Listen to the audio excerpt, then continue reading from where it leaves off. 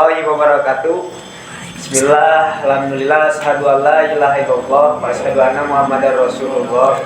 Allahumma sholli ala sayyidina Muhammad wa ala ali sayyidina Muhammad.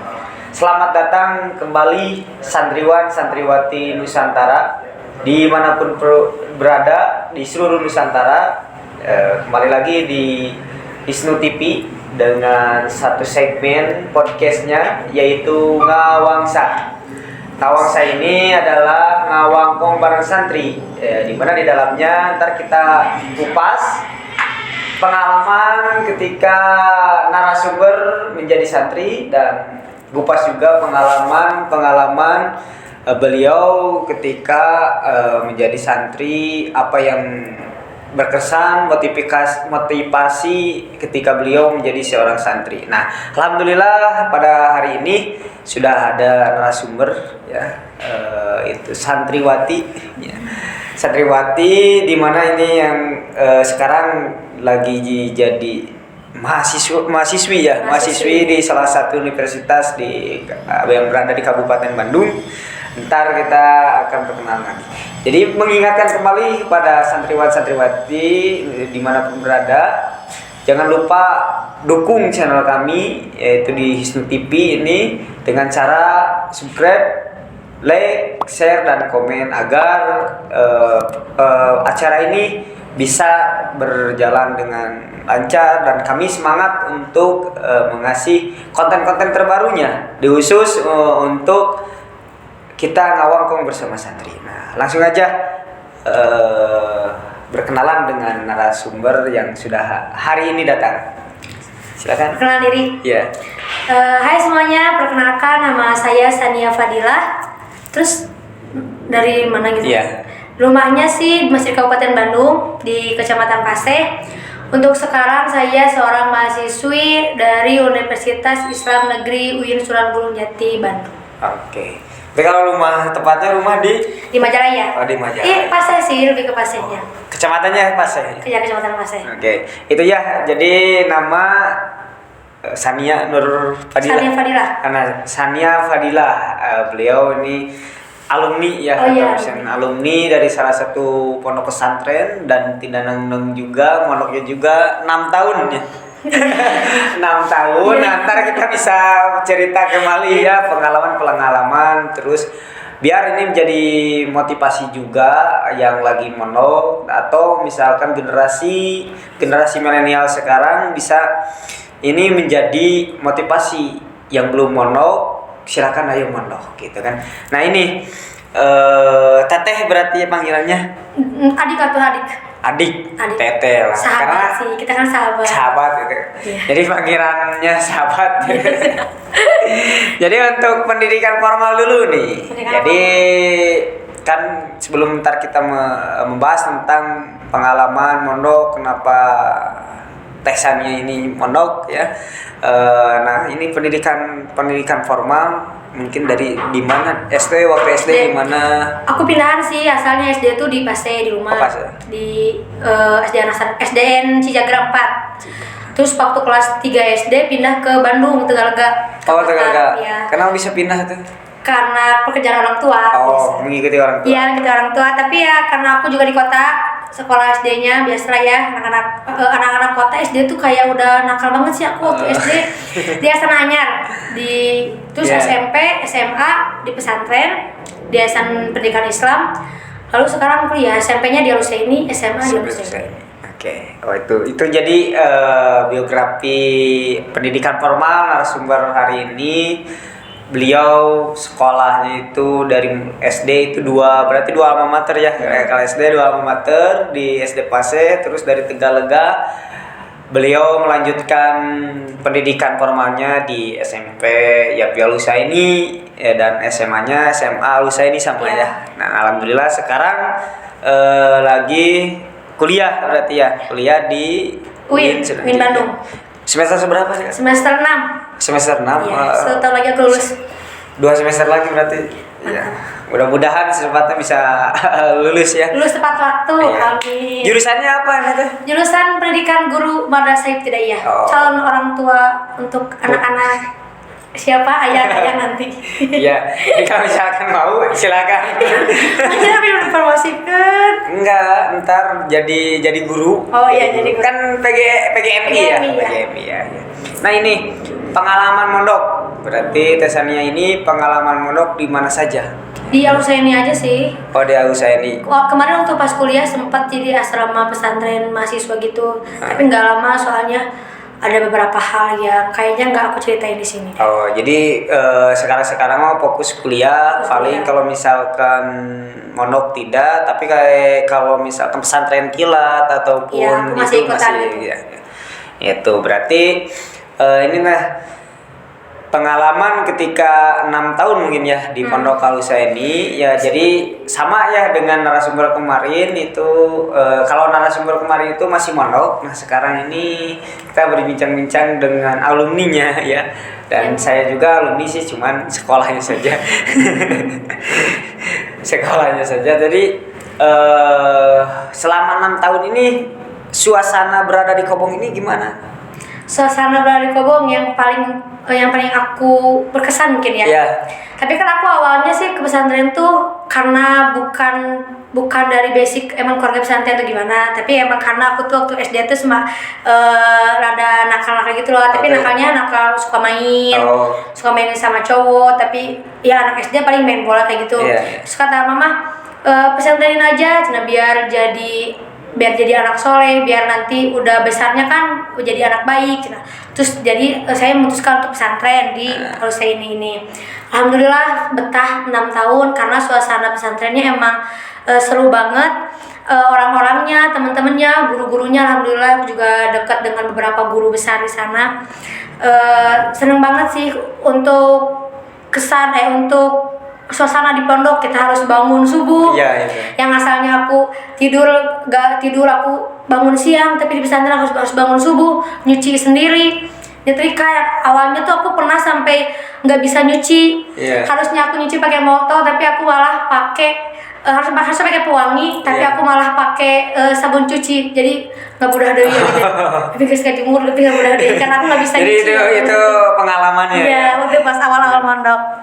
Terus awal mondok aku udah makan sama pas hari pertama aku sahur puasa, makan sama ikan teri, dan itu suatu hal yang baru untuk aku waktu pas pesantren di awal-awal gitu. Tapi sekarang udah biasa lah makan kayak gitu. Ya, soalnya sudah 6 tahun juga ya. Ya itu jadi santriwan-santriwati tadi pengalaman suasana Tesania mondok itu seperti tadi, di mana ada beberapa hal mungkin yang akan terasa baru ya ketika di rumah.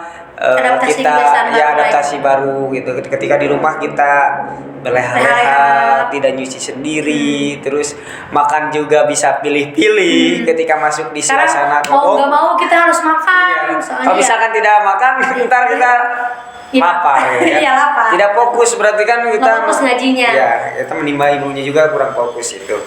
Itu suasana di pondok tadi. Nah ini ketika beradaptasi di pondok ini berapa lama gitu? Apakah ketika masuk di pondok langsung betah gitu 1 hari, atau pengen pulang dulu, apa niat mau kabur gitu kan? Kalau saya gitu dulu pernah gitu kan. Ketika di rumah ya, ini sedikit cerita juga, ketika di rumah berangkat ke pondok baru berapa hari lah kan suasana udah beda ya. Iya. Kalau kata saya itu segala ulah gitu ya. Segala ulah gitu. Banyak peraturan ya. Iya. Baru 1 minggu kabur, jadi nggak kesana lagi. Jadi malu ya.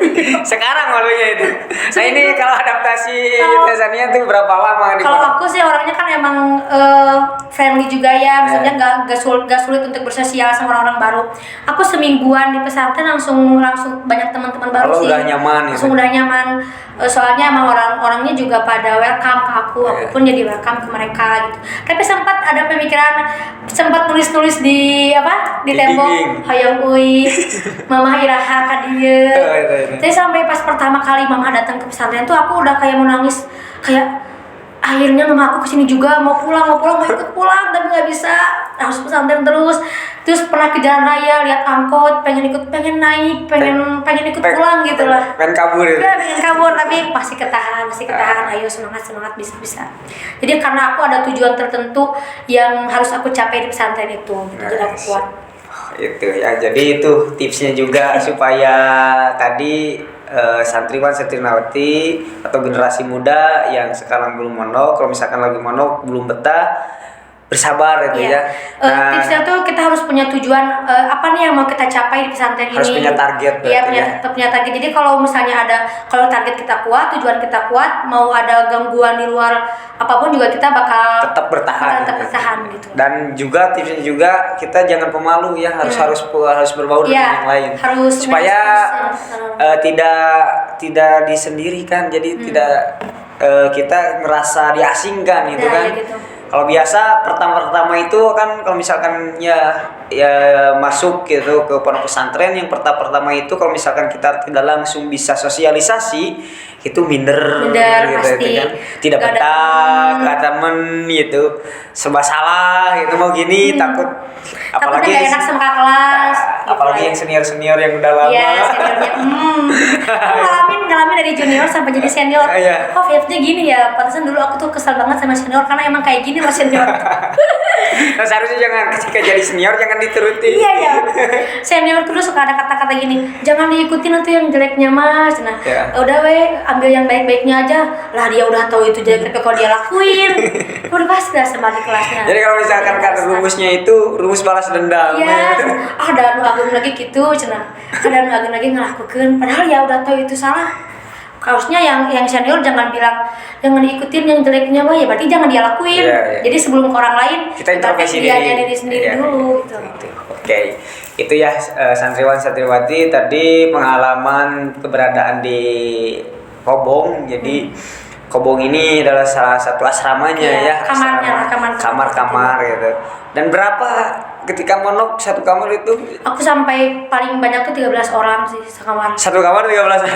Bener-bener kayak pindang misalnya. Tapi keasikannya itu ya. Iya, tapi 13 tidur orang kurang ya. Tapi masalahnya banyak, kebahagiaan juga banyak sih, lebih banyak bagiannya. Nah, ini ketika tadi 6 tahun Tesania itu mondok ya, terus dengan tadi di awal yang belum bisa nyuci sampai sudah bisa nyuci, yang tadi belum terbiasa makan dan bangun pagi. Sampai aku pernah buka laundry di pesantren. Di pesantren. Karena asalnya aku bisa nyuci, sekarang jadi buka laundry karena waktu itu nggak ada uang, mama belum ngirim. Buka laundry aku di pesantren. Jadi ngejariin sendiri. Iya, gitu. Jadi aku nyuciin orang lain asalnya aku bisa nyuci. Itu supaya ada uang. Tapi nggak apa-apa, itu bagus juga ya, asal tidak mengganggu aktivitas pesantren itu. Nah tadi ya, terus ada hal yang pernah dialami yang ini berkesan dan unik gitu ketika mondok. Sangat berkesan itu ketika aku dekat sama guru sih. Itu berkesan banget karena emang bener doa guru itu sangat berpengaruh untuk para santrinya gitu. Tapi banyak privilege yang aku dapatkan gara-gara aku dekat sama guru gitu. Orang lain ngaji, aku di rumah guru. Orang lain bisa keluar batas, aku bisa keluar batas dengan embel-embel di keluaranku guru. Jadi aji mumpung gitu. Terus apalagi ya? Tapi itu sangat berkesan banget sampai sekarang pun aku bisa sampai kuliah juga mungkin karena doa dari guru.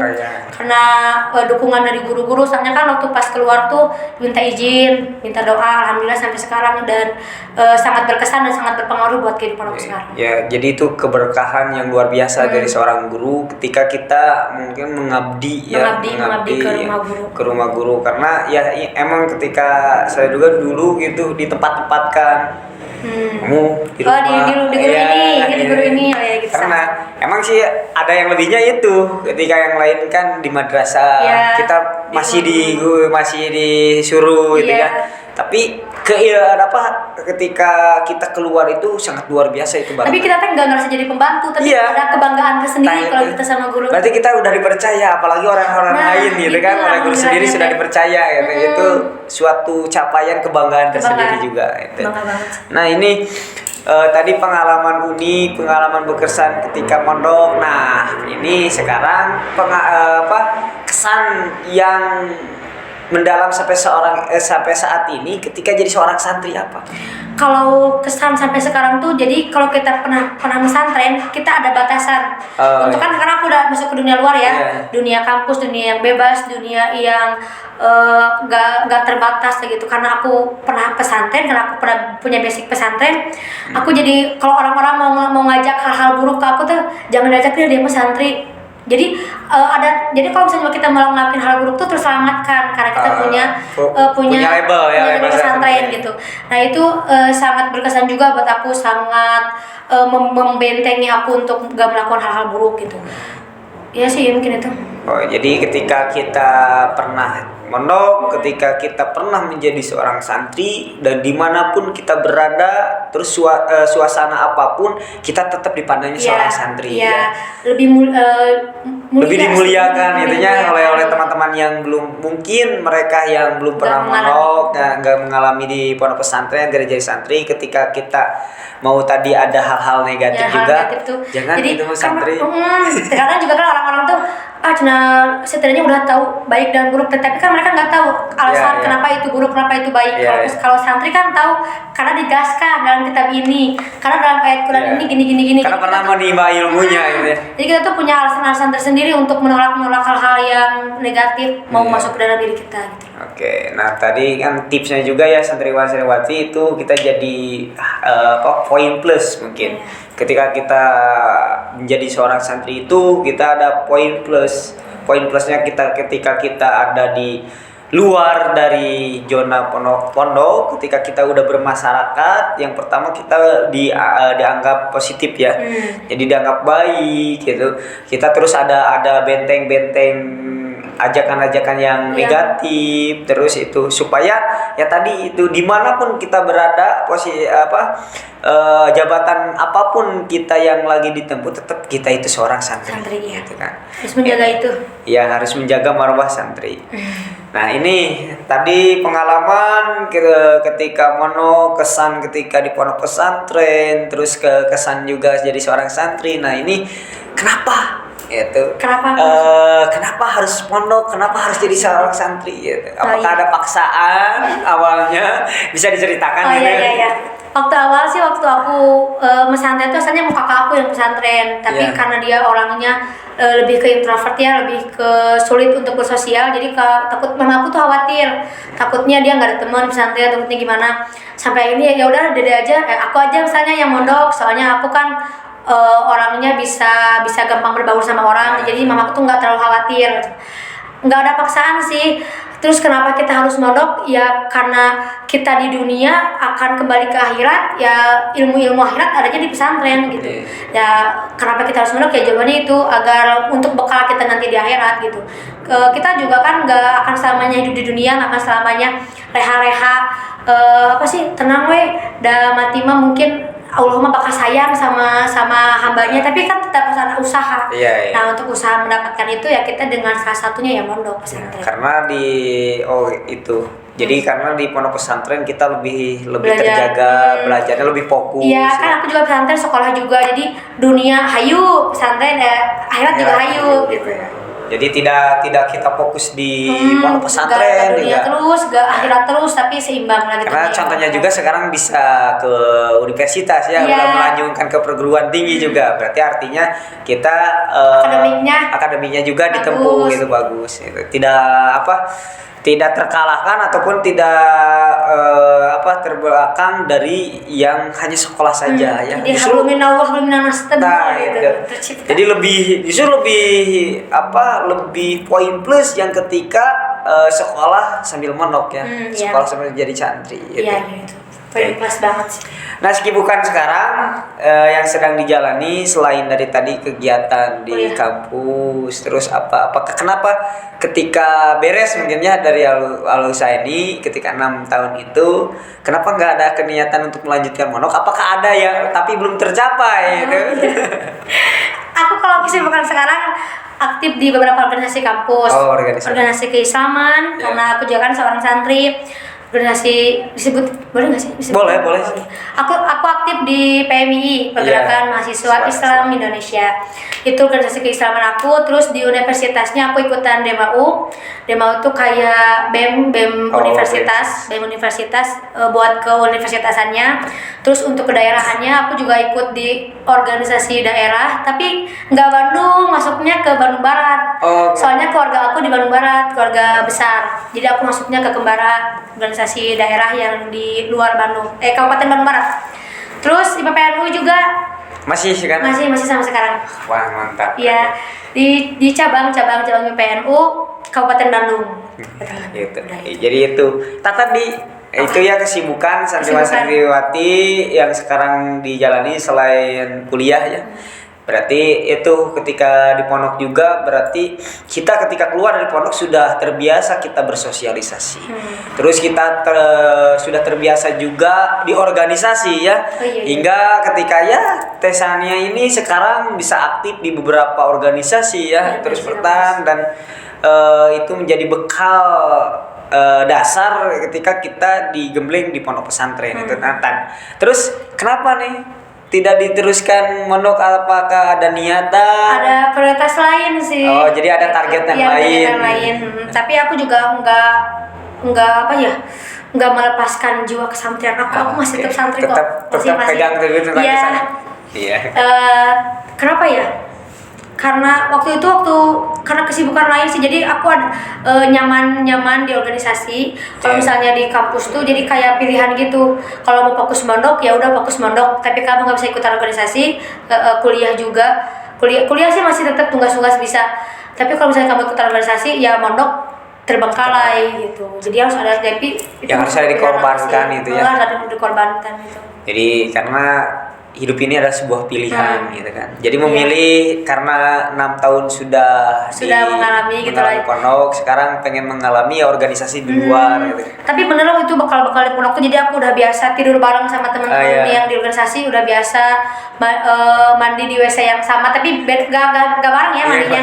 Tapi maksudnya kan orang ada yang nggak bisa mandi, nggak bisa. Kalau misalkan kamar mandinya ke kamar mandi rumah gitu. Kalau aku udah terbiasa gitu, makan bareng-bareng, ngampar udah biasa gitu, karena di pesantren pernah sudah terbiasa itu, sudah terbentuk jiwa seperti itunya. Ketika di organisasi ketika di masyarakat juga sudah tidak asing lagi kita udah bisa. Aku gak terlalu kaku ngobrol sama orang tua, ngobrol sama guru, soalnya kan udah tuh gimana adab ngobrol sama orang yang batasan-batasan juga sudah tahu ya. Di pesantren gitu diajarinnya.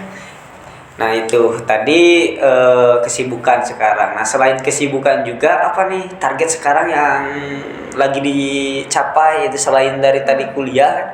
Tadi kan kuliah 2 semester lagi ya, sekarang sudah menyusun judul. Belum kesana. Oh belum kesana.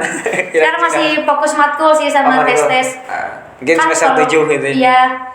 Kalau targetan aku sekarang lulus tepat waktu sih. Oh lulus dulu. Soalnya kan banyak yang bilang kalau aktivis tuh aku nggak bilang aku aktivis sih. Maksudnya orang-orang yang sibuk di organisasi, aktif di organisasi. Makanya kan pada bilangnya, Cina nanti lulusnya telat, lulusnya bakal molor. Nah targetan aku pengen membuktikan bahwa orang-orang yang aktif di organisasi pun bisa lulus tepat waktu. Gitu. Dari sekarang aku tuh udah ngeberesin tes kayak kan kalau di UIN tuh harus hafal juz 30, harus beres praktek ibadah tilawah karena Universitas Islam gitu. Aku udah ngeberesin itu sekarang. Tes bahasa Inggris, bahasa Arab aku udah beresin dari sekarang biar nanti bisa lulus tepat waktu. Jadi image-nya juga hilang ya ketika kita aktif di organisasi, tapi kita bisa lulus juga. Nah itu sih target aku yang sekarang. Apalagi kita harus dengan kesibukan mungkin kegiatan pribadi terus organisasi, keluarga juga kan. Nah ini motivasi juga ya bagi mahasiswa yang lain ketika apakah sambil mondok. Jadi apakah kita mau pilihan di organisasi, ketika kita punya kesibukan kita harus bisa memanage waktu. Karena ini pilihannya pilihan harus diselesaikan sendiri gitu kan. Gitu. Kayak misalnya aku kan sekarang masuk beberapa organisasi, ketika ada kegiatan yang bentrok, PPNU kegiatan, PMI kegiatan, milih yang mana. sampai aku tuh kalau tips aku nih ya, kalau misalnya ada waktu yang bentrok tuh aku pilih aku sebagai apa di sana gitu. Oh iya. Di PPNU misalnya aku sebagai anggota, sebagai yang ikut-ikutan doang. Oh ya udah berarti aku Berarti nggak itu usah ikutan. tidak diprioritaskan. Tapi misalnya saya sekarang jadi ketua pelaksana nih di PMI, jadi aku Kita harus milih itu. Jadi harus juga memilih kita posisi, Iya, berarti ya. posisi kita sebagai apa? Ketika ada di sana mempengaruhi nggak keadaan di sana, Nah, gitu itu. kan? Kalau misalkan mempengaruhi, oh kita harus ke sana. Kalau misalkan tidak mempengaruhi, ya berarti kita yang ngambil yang di sana benar-benar butuh kita, gitu kan. Gitu. Saya juga sekarang ada bentrok Ya. ke sini sama ke ada jarah ke pemijahan Oh. di PMI aku. Kegiatan PMI. Iya, tapi kan untuk jarah tuh aku kan udah sering juga untuk pas pesantren setiap tahun ke iya. jarah. Oh, jadi berarti aku ini pengalaman yang udah aku lakuin gitu. Berarti sedangkan podcast ini kan pengalaman baru ya, aku Ya. belum pernah jadi narasumber podcast ini pertama kali. Masa? Jadi ini pertama kali, jadi ini yang diambil. Iya. Nah ini sebenarnya sedikit ya tentang podcast ini. Jadi Hisnu ini emang organisasi baru, ya baru dirintis khususnya di Kabupaten Bandung. Namanya itu Himpunan Santri Nusantara. Ya kami di sini pengurus pengen menghimpun santri se-Nusantara. Indonesia berarti ya? Iya. Luas juga Nah ya? alhamdulillah ini berdiri Januari 2022, tapi ini diperencanakan itu dari 2021 sudah diperencanakan. Cuman bingung nih, karena kemarin itu dilihat belum ada nih organisasi yang menampung kegiatan atau aspirasi santri gitu kan. Iya. Kalau misalkan pondok pesantren kan banyak. Kalau pelajar kan tadi PMII, ada PPNU. IPPNU, ada IPNU, Ini mah santri, ada urus ya. santri. Nah, ini urus santri. Itu kadang kan kalau misalkan ini ada yang mondok jauh gitu kan. Ini tetangga saya juga mondok, dia lama jauh, ketika pulang ke rumahnya itu bingung. Mau ngapain gitu? Karena kan lingkungannya bukan lingkungan pondok pesantren. Oh, Orang iya. tuanya kan bukan Jadi orang tua. shock kultur mungkin ya? Iya, kan harus misalkan kita mengabdi ke masjid mana? Gitu kan. Ya. Terus kalau kita misalkan mau mengaji, madrasahnya mana, gitu kan. Nah, ketika ada yang seperti itu, jadi akhirnya fokusnya itu dia usaha lagi. Fokusnya kan Jadi masuk kerja gitu. kerja lagi. Jadi ilmu ya disayangkan ya, ilmu kesantrenannya tidak disalurkan ke masyarakat ya gitu. Nah, mudah-mudahan adanya Hisnu ini tadi seperti itu bisa menampung alumni juga yang pernah mondok. Jadi bukan yang senang santri juga ya. Kalau misalkan santri itu kan berbasic dengan mahadnya ya. Mahad ini. Tapi kalau misalkan sudah keluar atau bisa menjadi alumni itu bingung kan. Nah, mudah-mudahan bisa diwadahi oleh Hisnu menjadi wadah komunikasi, terus menjadi wadah juga untuk tadi bersharing pengalaman-pengalaman. Kalau misalkan tadi terbiasa dengan dakwah, kita bisa kita salurkan, kita berikan ruang. Ya, ruang-ruangnya khususnya di media ini. Selain dari podcast Ngawasai ini, Ngawang Kombreng Santri, ntar juga ada sejarah pondok pesantren Nusantara, ada ya itu baru 2 yang dirilis juga di channel TV. Ntar ada kajian 1 bulan sekali, terus ada kita murotal 1 bulan 1 kali. Terus khususnya sekarang yang disiapkan itu adalah kajian bulan Ramadan. Itu setiap hari. Oh, ada. Ya, pagi-pagi dan sore. Di Nah, YouTube ini juga sama. ya di YouTube, tapi diisinya oleh santri. Jadi sama Pak Kiai supaya kita identitas kesantriannya itu berani muncul. Bisa mendunia lah ya. Soalnya katanya kalau kita mau menguasai dunia, kuasai media. Nah, itu. Santri tuh meskipun santri nggak pegang HP, Iya. tapi kita ingin tetap eksis di media. Itu ada bidangnya lah. Iya. Kalau misalkan saya kalau misalkan ngaji mau tadi kan kabur-kaburan jadi tidak bisa ngaji. Ya Jadi, membantunya ya seperti ya, inilah gitu supaya mewadahi juga. Nah, terus sedikit ya motivasi menurut Teh Sania buat generasi muda sekarang di era milenial yang belum mondok supaya hatinya tergugah mondok, supaya hatinya tergugah menjadi seorang santri atau santriwati. Itu sedikit. Kalau menurut aku untuk yang belum mondok harus mondok, karena mondok itu santri itu emang keren banget. Kalau misalnya kita mau menguasai, misalnya kita nih mau masuk pemerintahan nih, mau masuk memberikan kebijakan yang pro ke santri ya, berarti harus diisi oleh santri-santri gitu. Kalau misalnya kita terus nanti untuk para yang udah jadi santri ataupun mau jadi santri, cari ruang-ruang kamu fokusnya di mana. Misalnya kamu mau fokusnya Quran, hafiz Quran, mau menghafal Quran, tapi kamu mau fokus ke bidang seni, kayak hadroh, kayak marawis gitu. Tekuni itu, soalnya yang nanti bermanfaat di masyarakat tuh yaitu apa yang kita fokuskan di pesantren gitu. Soalnya sayang kalau misalnya kita tuh belum menentukan kita mau fokus di mana, nanti pas udah lulus kita menjadi apa gitu. Kayak misalnya nggak fokus di ngajinya, hafiz, tapi kan bisa lebih ke sosialnya, bisa memanfaatkan media. Kalau dikembangkan kan nanti bisa bagus juga buat dirinya dan buat orang-orang sekitarnya.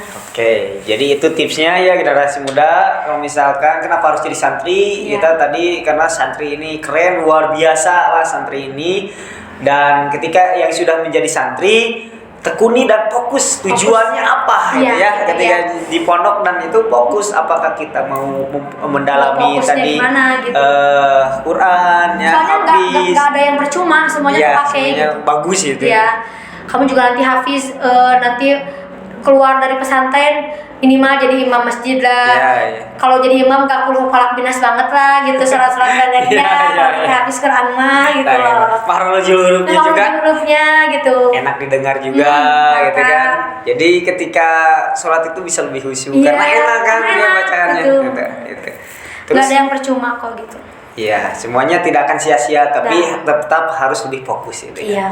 Nah ini tips untuk memilih pondok pesantren mungkin karena kan ya dengan seiringnya waktu ya seiringnya zaman ya, supaya kita tepat gitu ya memilih pondok pesantren itu kita harus riset dulu atau menanyakan harus gimana gitu. Kalau menurut aku sih menanyakan ke para alumninya sih, misalnya alumni yang pada pesantren di situ gimana nih santri di sana, gimana santrinya, gimana budaya pesantrennya, apa yang diajarkannya, lebih fokus kemana gitu. Kalau misalnya karena aku santri NU dan mahasiswa NU, boleh nggak sih? Boleh. Cari pesantren yang NU gitu. Meskipun dia nggak terlalu lekat, nggak terlalu fokus ke NU-annya, tapi insya Allah kalau pesantren NU dimanapun itu pasti akan memberikan yang terbaik gitu buat kita. Basicnya sudah kuat ya. Basicnya udah kuat. Terus cari juga pesantren yang bisa memberikan ruang-ruang baru buat kita gitu.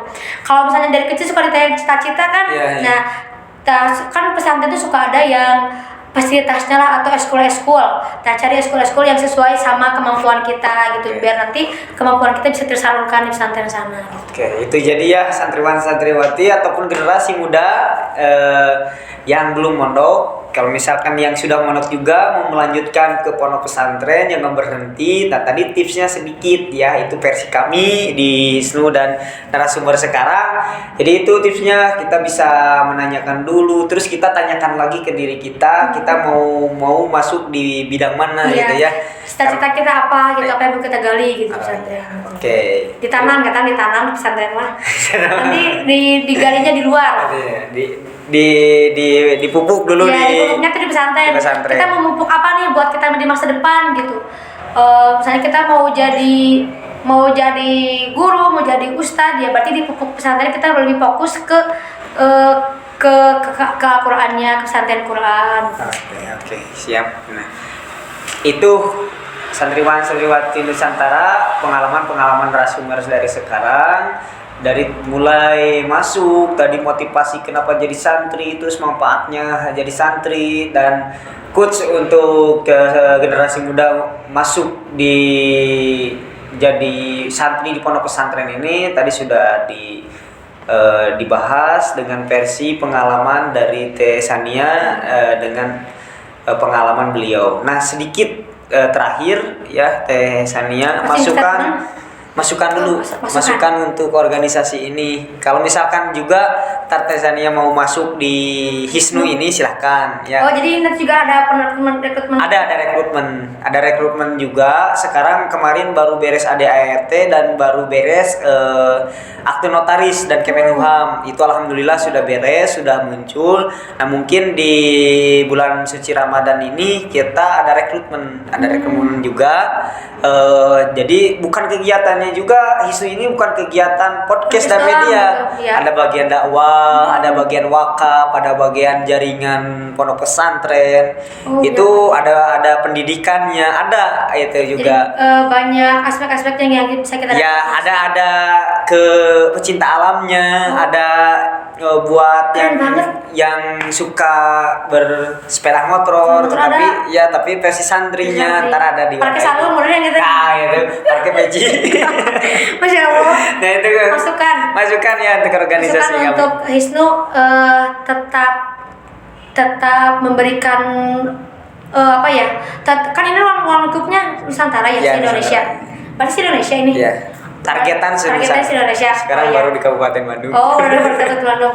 Berarti harus lebih luas lagi mengepakkan sayap-sayap kehisnuannya gitu. Mudah-mudahan. Biar bukan kader disebutnya kader nggak sih? Iya. Atau anggota Hisnu bisa melebar di mana-mana, misalnya di sini ada, di sana ada. Jadi bisa menanamkan nilai-nilai Hisnu di ruang-ruang masyarakatnya masing-masing. Oke. Harus lebih luas lagi. Siap. Berarti harus kita lebih mengudara lagi ya. Soalnya kan ruang-ruangnya udah ada, ruang-ruang yang disesuaikan dengan dirinya masing-masing. Berarti tinggal orang-orangnya yang memasuki. Siap. Terima kasih masukannya dari Tesania untuk organisasi kami, dan tadi pengalaman ketika Tesania menjadi santri itu sangat lumayan memotivasi, khususnya bagi saya juga ya, karena mungkin saya tidak lama mondoknya dan kalong gitu ya, sebutkan kalong, dan mudah-mudahan ini menjadi motivasi bagi santri dimanapun berada. Ambil hikmah yang bagusnya, buang yang buruknya. Terakhir kata-kata mutiara buat santriwan santriwati Nusantara sebelum ditutup, apa saja? Ada nggak? Jangan malu jadi santri, harus bangga karena santri luar biasa itu. Nggak bisa itu sedih. Oke, nggak apa-apa. Misalkan nggak ada, ini terima kasih ya, terus dipantengi di channel YouTube Hisnu TV, di podcast Ngawasa, yaitu Ngawangkong bareng santri yang tayang setiap hari Jumat. Itu ya, terima kasih atas waktunya. Ya, terima kasih juga sudah memberikan aku waktu untuk bercerita di sini. Seru banget. Siap. Itu santriwan-santriwati dimanapun berada, podcast hari ini mudah-mudahan ini bermanfaat. Assalamualaikum warahmatullahi wabarakatuh. Waalaikumsalam warahmatullahi wabarakatuh.